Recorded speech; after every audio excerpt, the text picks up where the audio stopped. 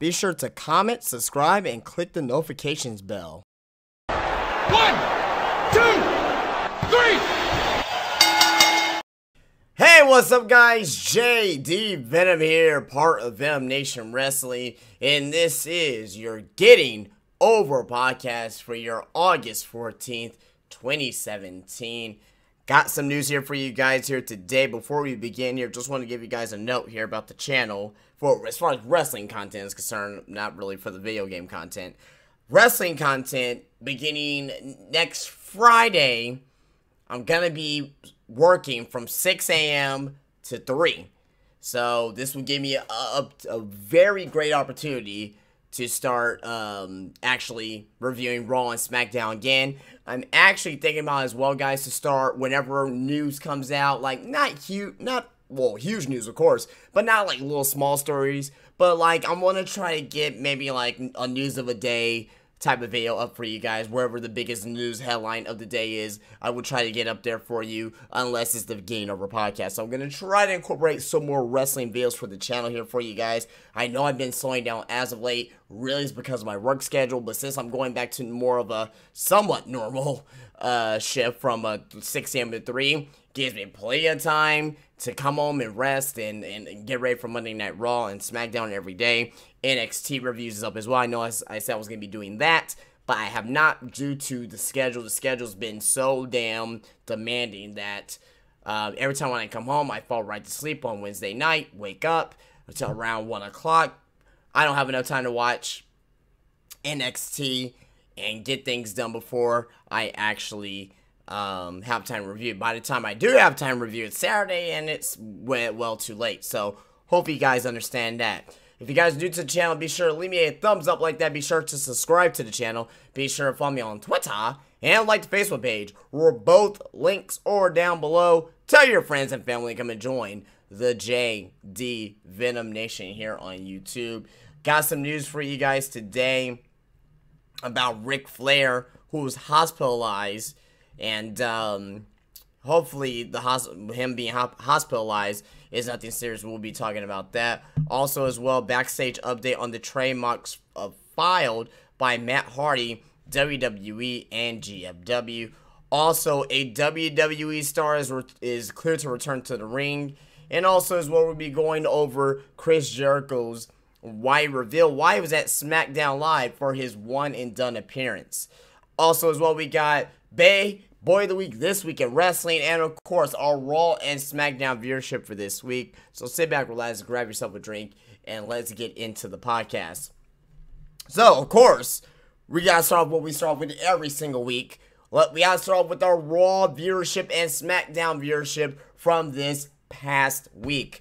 Raw this past week which was headlined by Roman Reigns versus Braun Strowman in a last man standing match, drew 3.2 million viewers. This is slightly up from last week's 3.1 million viewers. So, again, Monday Night Raw steadily climbing up in the ratings, and it's, you know, and like I said, Raw, as of late, has been the better show. SmackDown, you know, it hasn't been great as of late.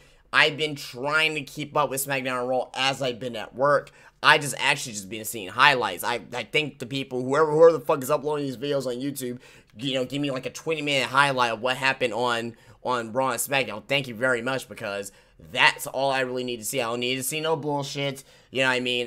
If I miss a great match, I miss a great match. But, you know, by the looks of it, the only great match that I missed was this last man standing match from the past few weeks since I've been at work.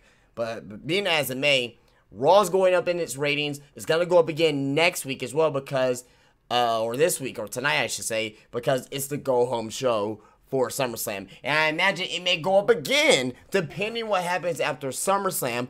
I have a feeling it may go up again. So Raw is on the steady climb up. They may reach 3.5 million viewers if they do things right during SummerSlam and build enough intrigue after SummerSlam. And you know it's going to be a smarky crowd. You know it's going to be a very smarky crowd. It's gonna be in Brooklyn or New York, where I think they're going to have Raw in Brooklyn after SummerSlam.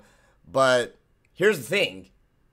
Raw's been putting on good shows as well. You know, if we get a Broken Hearted reveal or a tease at SummerSlam, I don't know how that's gonna happen, because right now we got 11 matches at SummerSlam, and I don't suspect seeing a Hardy's, you know, broken or awoken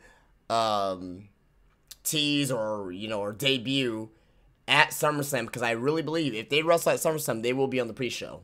They just will be on the pre-show. So it is what it is with that. But, you know, Raw this week, and I believe especially after SummerSlam is going to go up in viewership, especially whoever's going to become the new Universal Champion, because I really, really believe that Brock Lesnar is going to lose at SummerSlam. So we gotta see how Raw continues to improve on its numbers every single week. Speaking on improving on its numbers, SmackDown live viewership sees another slight increase. This week's edition of SmackDown, which was headlined by Randy Orton versus Jinder Mahal in a non-title grudge match, drew 2.5 million viewers. This is barely up from last week. So SmackDown went down last week. I'm sorry, no, hold on. No, I'm looking at the wrong one. SmackDown went up last week, and it's been slightly climbing up. You know, it was at 2.54 million viewers on July 18th, 2.53 million viewers on July 25th, 2.56 million viewers on August the 1st last week, and or actually 2 weeks ago now, almost, and 2.58 million viewers last week. So SmackDown still climbing up in viewership, depending on what happens with the WWE Championship situation. If Baron Corbin cashes in, if Shinsuke Nakamura wins the WWE Championship, it depends on all that there to see if that viewership will continue to climb up next week. So is SmackDown's viewership going to climb up next week? Who knows? Or this week, rather, with the Go Home show. I'm not sure. I'm not sure. I don't see where SmackDown is going to, you know, really drive a great rating this week, tomorrow. But next week, I expect it to be maybe at 2.6, 2.7 million viewers, depending on how the show is constructed and what are some of the big stories going into the show. So that is our Raw and SmackDown viewership from this past week. Alright, guys, let's get into our top news story here this week, guys. You know, this week in the wrestling, for the wrestling dirt sheets in the wrestling world, there has not been many, you know, great news stories. But I think this is, you know, rather a very good news story to talk about here, just because of the fact that the impact that this can have on WWE as a business. Triple H, on whether or not WWE has had talks with Ronda Rousey since the Mae Young Classic. Alright, so Triple H recently spoke with CBS Sports, and below are some of the interview highlights. On the rumors that Ronda Rousey was set to begin pro wrestling training following her appearance at the Mae Young Classic TV tapings, Triple H says, end quote, I think Rousey is in a transition period in her life and is in a great place. Levesque says Levesque. All right, let's just say Triple H. Come on, we won't use his real name here. Okay, I think she's getting married soon or something. Look, she has she has got a lot going on, but I am all about creating opportunities. That's what the Mae Young Classic is all about. Creating opportunities for these women that they never had before. If Ronda Rousey wants that opportunity, I'll be happy to talk to her about it. End quote. So there's more here, but you know he's already talked to her. You know he's already been in her ear. I said this when she was at the Mae Young Classic tapings. I said this, well, you know Triple H is in her ear. You know that he is in her ear. You know that Rousey is a huge fan of wrestling. She's a huge fan of wrestling. That's why Ronda Rousey take the nickname from Roddy Piper. You know what I mean? So she's clearly a wrestling fan. She's clearly into what's going on. One of her friends, part of the Four Horsewomen, is involved on NXT, involved in the Mania Classic. So, it's obvious that she wants to be part of this somehow, some way. Whether it's a one-off match, whether she wants to be part, like a part-timer like Brock Lesnar, or who knows? Who knows, maybe full-time. But here's the thing, guys. She is signed to UFC still. Let's not forget the fact that she is still under a UFC contract. If Dana White wants to let her go from that contract and let her come join WWE, then by all means, he will let her go. But I don't think that he will let her go because Ronda Rousey, rather if anyone wants to admit it or not, rather if they want to, or people out there want to say her career's dead, she's not as important, you gotta be shitting me.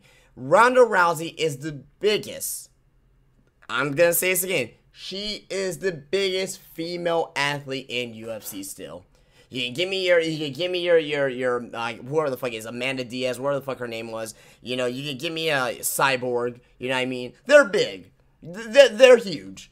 They're not on Rousey's level. Rousey is, just an inspiration to all women. Rousey is so cross-platform, being in movies and, on TV shows and talk shows and, being on ESPN and things of that nature. Being in the WWE will do wonders, not only for her again, but for the WWE. It will do so much benefit for the WWE. Now, like I said, I know that Triple H has been in her ear, and I can definitely see her, if not this up-and-coming WrestleMania, at least next WrestleMania, wherever that's going to be located at, I can definitely see her being involved with something. Whether it's a match against Charlotte, whether it's a 4-on-4 confrontation with the 4 horsewomen of the WWE versus the 4 horsewomen for the MMA world, I can definitely see that, for sure. Triple H went back on to saying, end quote, I think Roundup has been fascinating with our business for a very long period of time, Triple H said.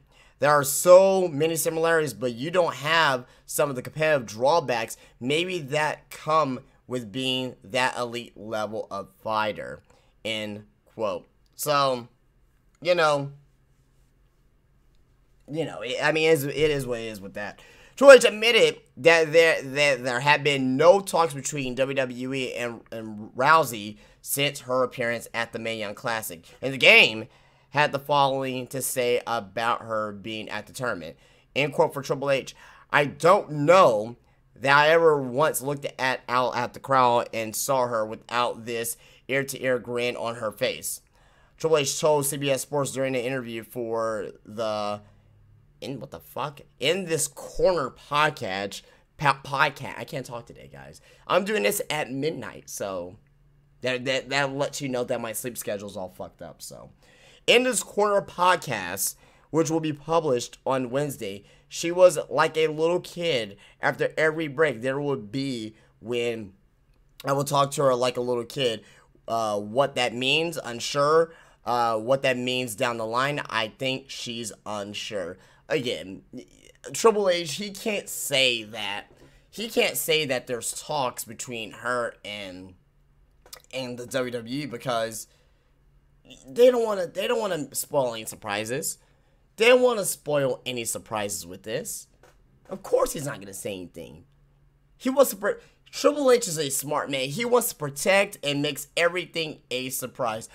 I'm not that naive, though. I don't believe that they haven't had talks about her coming in. Of course there have been talks about her coming in. Rather if there's in the rumor mill or not. You know Triple H is in her ear. You know it. There's no way not to believe it. There's no way not to believe it whatsoever. There's been talks of her coming in for the past couple of years, and you know that there has been talk about it. That's all I gotta say about that. You know that there has been talk about it. So it is what it is with that. Let me know what you think about that down in the comment section there for Triple H possibly bringing Ronda Rousey to the WWE. On to our next story. And I mentioned this at the beginning of the podcast here that Ric Flair has been hospitalized Manager claims it's due to routine monitoring. And this is coming from Ryan Satin at Pro Wrestling Sheet. Pro Wrestling Sheet has learned Ric Flair was hospitalized this morning for heart-related issues. However, his rep claims it was due to routine monitoring. Sources told us this morning that Flair was taken to an ICU after being admitted by his family, but we were unavailable to verify with his management team. However, for a rep for the 68-year-old now released a statement on social media saying, yes, Rick is checked into the hospital for some routine monitoring. No, there is no reason to panic. Adding, yes, we like to thank his fiance and the incredible hospital staff who are providing the best care. No, we cannot answer any personal questions. Yes, Rick would want you to go out and have a great weekend, Nature Boy style. We'll keep you updated if there are any more official updates. Right now, Ric Flair, who is again 68 years old, elderly people go to the hospital to get checkups. That's all I'm gonna say. That's all I gotta say. Staying overnight, okay, maybe a stretch. I mean, I'm not elderly. I don't, my father in particular, he's elderly. He's in his his mid to late 60s here. He just turned 66 actually, last week. But the fact of the matter is that my father has not been in the hospital like that overnight for like routine monitoring. It is what it is with it. I mean, I hope to God Ric Flair is okay. It sounds like he's okay, but once he's out of the hospital, then that's fine. But right now, I don't want to say I'm like, oh, I'm scared, that Ric Flair, something may happen to Ric Flair, but I am being very cautious. I am thinking about it, a little bit on what's going on with Ric Flair. Hopefully everything is okay. Hopefully he's out by next week, and hopefully everything returns back to normal. But he is early. He's almost 70 years old, so we're going to be hearing guys like Ric Flair and Jake the Snake and Hulk Hogan and, Harley Race, who's been battling shit for a while now. You know what I mean? Bobby the Brain, who's been battling shit for a while. Ric Flair, struck by lightning, broke his back, saying he'll never wrestle again. Almost died in a plane crash. Just a lot of crazy stuff. I mean, Ric Flair is a god. He is a god, and he will bounce back from this in no time. So that's that story there. Moving on to another story here about the Hardys. Backstage update on the trademarks filed by Matt Hardy, WWE, and GFW. And this is coming from Wrestling News World. While there have been recent reports about Global Force Wrestling having their trademarks filings rejected in regards to the Hardy Boys, that there is information being leaked out by the Hardy camp based on conversations that they had with the attorney assigned to the filing by the U.S. Patent and Trademark Office. As things stand, however, the filings are still listed as live and a ruling has not been published. On April 28th, TNA Entertainment filed for trademarks on the terms Broken Brilliance, Broken Matt, Vanguard 1, and Brother Nero. It can often take 6 months to well over a year for the assigned attorney to rule out the registration. So, stop right there. April 28th takes 6 months. 6 months from April is October. October 28th, around Halloween. Wouldn't that be a perfect time to introduce the broken gimmick if everything, gets fixed? But, wait, we have more. On March 1st, 2017, Matthew Hardy filed a trademark on the term Broken Matt Hardy. None of these submissions have been officially rejected or accepted, nor any of the parties withdraw their submissions, while both sides of the impasse continue to fight a public relations battle in interviews and via back channel leaks. Nothing has been decided, and while a ruling can come at any time, the process can often be very slow, as the USPTO doesn't have enough attorneys to handle all of the filings they receive.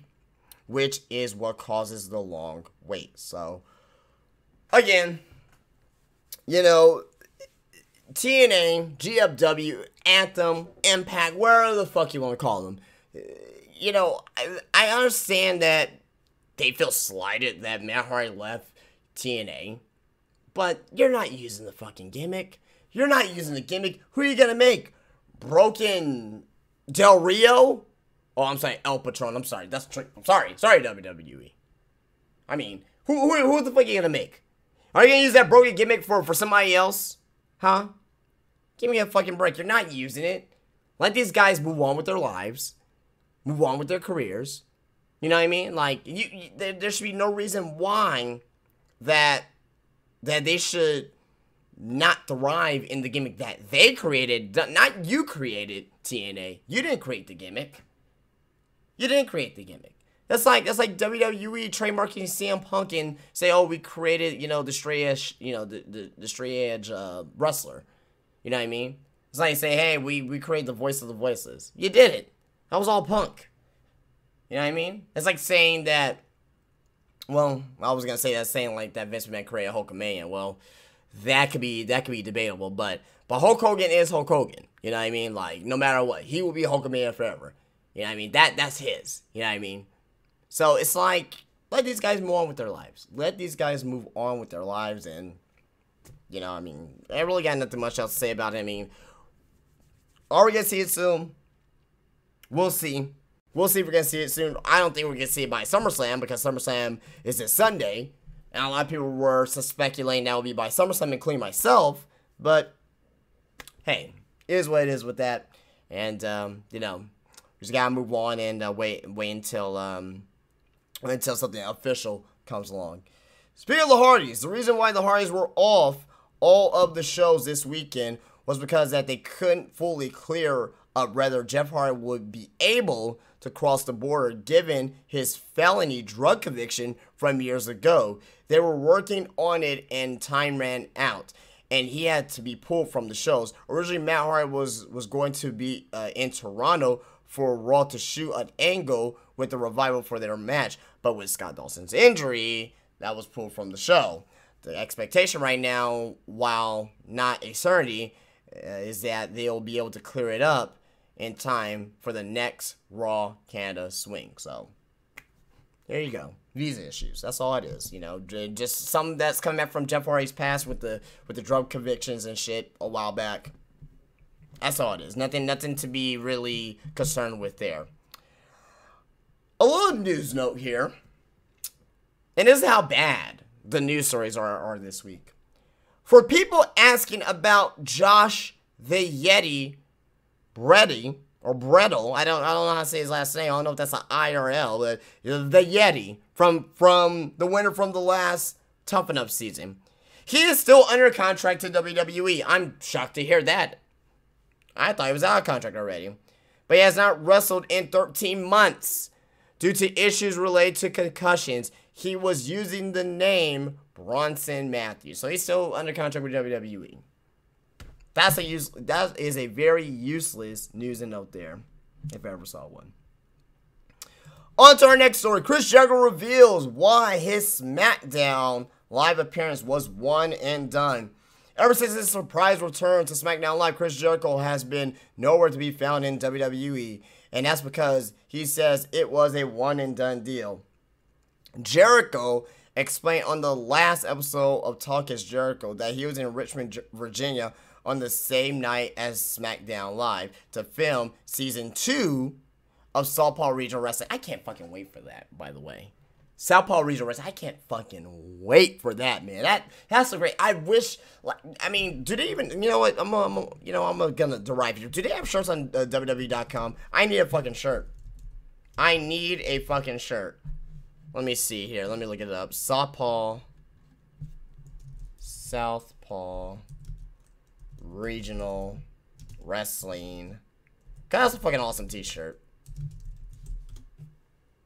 I would love to have, I love the logo. Jimmy Fallon gets a Southpaw Regional Wrestling t-shirt from John Cena. Like how, what I gotta do to get a t-shirt, man? Like, what I gotta do? to get a t-shirt. Southpaw Regional Wrestling. I'm going to look it up on Google real quick. Did they got any t-shirts available? Ah, yes, they do. Oh, yes, they do. Well, I know one of my next t-shirts I'm getting. $24.99 though, but I'm definitely getting it. Oh, yeah, I'm definitely getting it.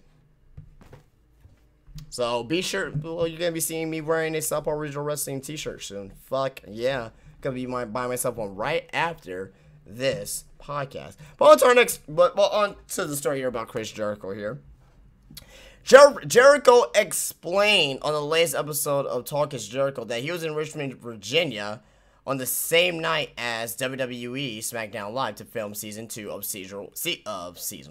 Southpaw Regional Wrestling and record an interview with Breezango for his podcast, but he got talked into doing more. Jericho said, "That's actually why I'm here today, was to film that show, Southpaw, and to talk to you guys."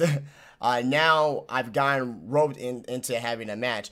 As for Southpaw, Fandango gave a little teaser for season 2 by saying, "You're going to figure out why Chet is Chet. Why is this guy such a dirtbag? You're going to figure it out." Oh man, I can't wait for that. I can't wait for that. Are you excited for the return of Southpaw Regional Wrestling? Bummed that Jericho isn't back full time. So that's from what's